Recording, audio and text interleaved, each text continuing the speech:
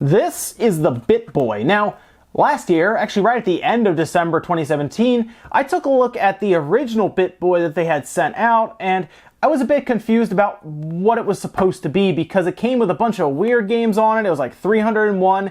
It had the slot at the top for a micro SD card, but there was no reason to pop one in as there was no slot internally for it. And it was just a weird product overall, and I hope that they had worked on it because it had a good idea. It had a cool form factor because it was so small, but it just wasn't there yet. However, this year they have updated it, and it seems a little more interesting now than it was last year, but it's not great yet. However, a lot of improvements have been made, and I'm actually kind of interested to see where this product continues to go if they were able to do this in about a year's time. First, an unboxing. So the BittBoy comes in kind of this just like grayish blue box.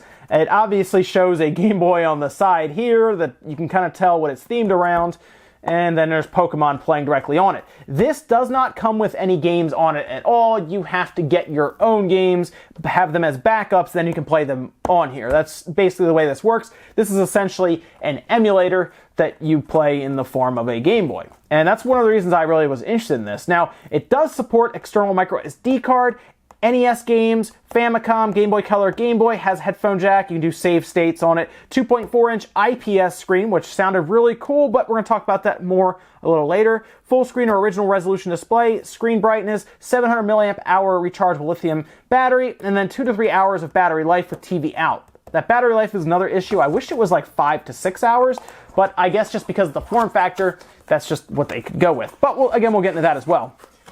You open it up, we have our BittBoy here, kind of in this little wrapping with the kind of the BittBoy symbol. And then we also have a box that has a way to charge it and then our TV out. So the charge cable, you have to get your own brick, but it doesn't need much to charge. You could probably even just plug this into like your computer USB port and it'll charge as well. It's only 700 milliamp hours. It's not going to take a lot of charge either. And then you have your AV to 3.5 millimeter headphone jack that actually plugs on the bottom and gives you sound and video out so that you can play on your TV. So here is the BittBoy itself. Now it's very small. Let's open this up here. You can see right away it's very small, and it actually has the same kind of idea and dimensions of what you would expect, like a Game Boy where it has the D-pad, start, select, A, B, and then turbo buttons here, as well as basically what is essentially a reset. It gets you to the main menu. On the bottom, we have our micro USB that you would plug in to charge with. The headphone or TV out jack there. On the back, it has a tab where you can pull the battery out. And then on the top, it has a slot for your micro SD card and then power on and off. So it is technically missing something that I would have liked to have seen, which is an actual physical volume slider. That's not on there. They don't have a physical brightness slider either, but with cell phones and other things, we're so used to having that through software anyway, I'm willing to give them a pass on that one. Now, let's actually turn this thing on and check it out because there's a lot to say about the emulation of these games. So once we turn it on, we have the MIY, and then it jumps to this screen right here, which actually shows us all of the different systems that I have loaded on here. Basically, you have to take your SD card. You can get either a model that has an SD card with it or the basic one. Honestly, you don't need a large SD card, so I recommend just getting the base model if you're looking at this and thinking about it, because it's like $40, whereas getting an SD card, it's like $15 to $20 more. It doesn't need a lot. NES and Game Boy games are very, very small, and obviously if you have them in your collection already, you're good to use them as backups and play here. So I have a couple games loaded up that I do own, and I specifically just loaded up the ones that I own. And we have a couple different ones. There, NES, I have just regular Mario there. And then I also have, let me jump back, I also have Tetris and then Kirby's Dream Land. And then in Game Boy Color, I have Pokemon Yellow, Legend of Zelda, The Ages, and Link's Awakening, and then Super Mario Bros. Deluxe. Now, the emulation on this system is off, and that's the biggest issue I think I have with it. I don't know if it's the screen that's a problem, or if it's just the emulation itself. I feel like one of the biggest issues is that it's putting out an interlaced image, but I really can't prove that. It could just be that the emulation's bad. That's also possible, and if that's the case, they're so close to this thing being good. Let me actually jump into, you can kind of hear it there. The speaker can get very, very loud, by the way. It can get exceptionally loud. Let me turn this down a little bit so we get the camera to kind of adjust there. So I can actually turn this up, and you can hear how...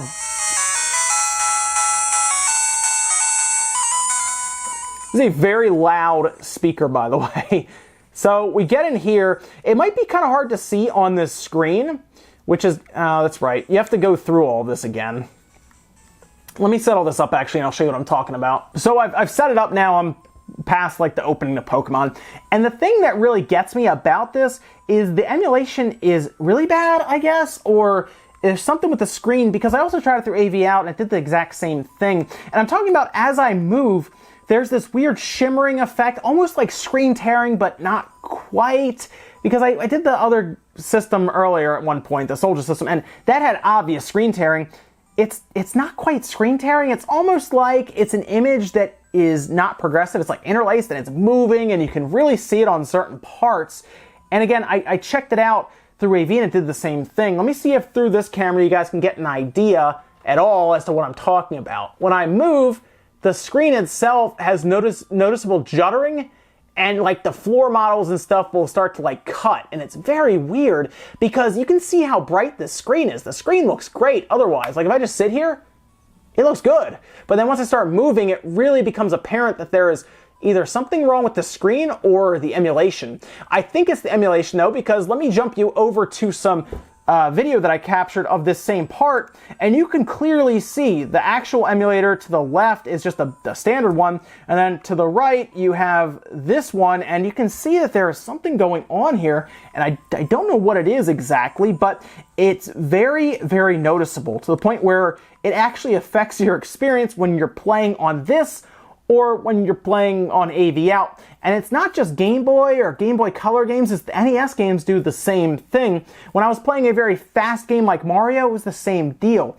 And it's really a shame because the screen is an IPS screen, even though it's 2.4 inches, is still high enough resolution to where you can read everything, and it looks good otherwise. Even the sound was okay, so like they're just this close. Well, let's open it up then. Let's see what we have in here. Same kind of battery that we had last time, which is like a Game Boy Advance SP battery basically that they use. 6 Phillips. It looks very, very similar to the last year's model. I don't think they did much at all with the body at all, because if you remember, it even had this SD card slot at the top, which I put like a 32 gigabyte in here, and that's like massive overkill. You get away with like a 4 gigabyte. You might be able to just get away with a 1 gigabyte, to be honest, based on how many Game Boy games, NES games try to put on here. They don't take up a lot of space. And if your collection's massive, I still don't think you'll get to the top end of that 1 gigabyte card, because of course, you're only supposed to put games on here that you own, and I'm sure that's what everyone will do, but yeah, you can technically play them. That screen though, man, that really, it hurt when I was playing it. And I don't know if there's any type of update they can do for the emulation, because I think the hardware in here is powerful enough to play all these things. I just think their emulator's just not quite there yet. Okay, we got the back off. Again, it feels very similar to last year, where it's a very tough plastic. It's pretty solid plastic. And then we have something that's a bit different. They definitely changed the screen up, it seems, as we have a different connector here from last year. You can see that there. And then we have an actual slot up here, so that's good news. We gotta still pull the board out so we can kind of take a look around it and see what chipset they're using, and just anything else on the back. So we're gonna go ahead and get, wait, do they have any screws in here? No, they do not. Okay, no screws holding that one down, so we're good there. Let's lift this up. Again, very similar to what I remember from last year, except this is not, this was like see-through plastic last year. This is now just more a solid membrane, which does help with, I think, some of the button presses, which is good news. The little reset button there that gets to the menu for save state and everything is a tactile click, which is very good. On and off switch at the top. Let's go ahead and take a look at the chipset on the back so I can get you guys a picture. So you're seeing a picture of the chip here. It's an all-winner F1C500S. It seems to be using SDR or DDR1 up to 200 megahertz for the clock speed, and then it's using a CPU of the ARM 926EJS. So it's an interesting chipset, but it does support 1920 by 1080 at 30 frames and even H.264 support. But the biggest thing here is it should be fine for what it's trying to do here, which you don't need a lot when it comes to emulating things like Game Boy or Game Boy Color, Nintendo. You just don't. You really don't need that much. So I really don't think just in general, it has to do anything with that CPU or the system on a chip there, the All-Winner. I think it more has to do with their emulator, and that's the one issue we have here.